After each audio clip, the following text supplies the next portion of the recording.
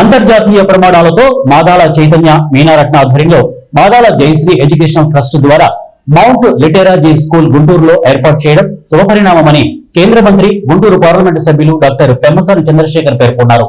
ఈ మేరకు శనివారం Guntur Palakaluru road LIC colony నందు మాదాల జయశ్రీ ఎడ్యుకేషనల్ ట్రస్ట్ ఆధ్వర్యంలో అత్యుత్తమ ప్రమాణాలతో నెలకొల్పనున్న మౌంట్ లిటెరాజీ స్కూల్ నిర్మాణానికి కేంద్ర మంత్రి డాక్టర్ పెమ్మసాని చంద్రశేఖర్ ముఖ్య అతిథిగా హాజరై భూమి పూజ చేశారు. ఈ సందర్భంగా ఏర్పాటు చేసిన మీడియా సమావేశంలో డాక్టర్ పెమ్మసాని చంద్రశేఖర్ మాట్లాడుతూ గుంటూరు పట్టణం ఎడ్యుకేషన్ హబ్ గా కానున్నందుకు చాలా సంతోషంగా ఉందన్నారు. గ్రామీణ విద్యార్థులకు అత్యుత్తమ ప్రమాణాలతో విద్యను అందించే దిశగా మాదాల జయశ్రీ ఎడ్యుకేషన్ ట్రస్ట్ నిర్వాహకులు మాదాల చైతన్య, మాదాల మీనారత్న మౌంట్ లిటెరాజీ స్కూల్ ఏర్పాటు చేయాలనుకోవడం హర్షణీయమన్నారు.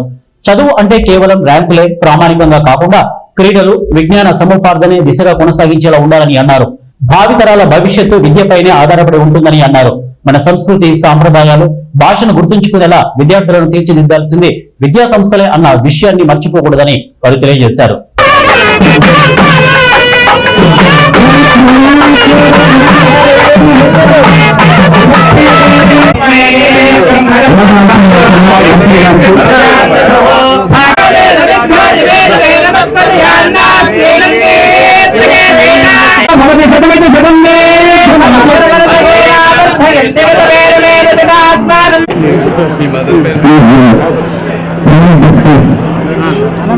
सर మీరు ఆపుతారా కాసేపు?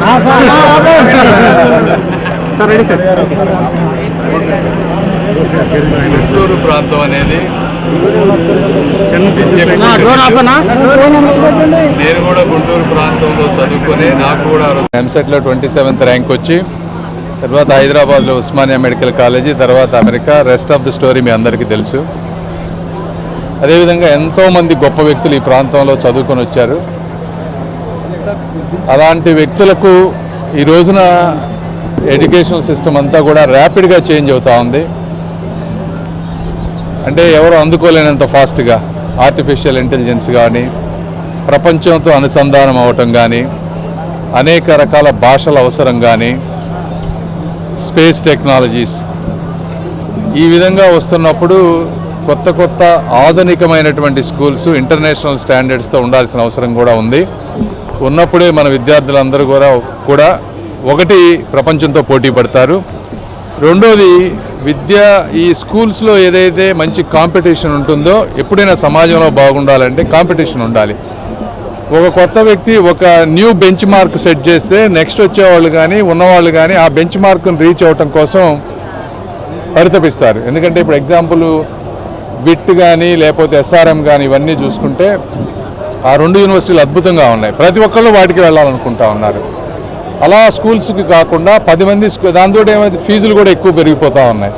ఇలా కాకుండా 10-15 స్కూల్స్ మంచి స్కూల్స్ ఉంటే ఒకటి కాంపిటీషన్ తోటి కన్జ్యూమర్స్కి మంచిది వస్తుంది, విద్య కూడా పోటీ పడి